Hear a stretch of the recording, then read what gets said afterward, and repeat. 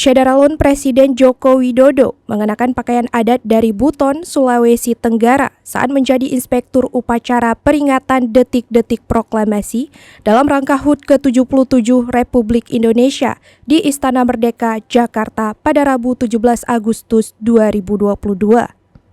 Pakaian adat itu terdiri dari baju, celana panjang, sarung, dan kopiah yang didominasi warna merah. Adapun upacara peringatan detik-detik proklamasi dalam rangka HUT ke-77 kemerdekaan Republik Indonesia diselenggarakan di halaman Istana Merdeka mulai pukul 9 waktu Indonesia Barat. Upacara ini dipimpin langsung oleh Presiden Joko Widodo selaku inspektur upacara. Sebagaimana diketahui, pada tahun ini pihak istana kembali membuka kesempatan bagi masyarakat umum untuk dapat ikut dalam upacara peringatan HUT ke-77 RI di Istana Merdeka. Untuk upacara pagi hari, ada sekitar 3.000 warga yang hadir. Kemudian untuk upacara penurunan bendera negara Sang Merah Putih pada Rabu sore akan dihadiri oleh sekitar 2.000 masyarakat.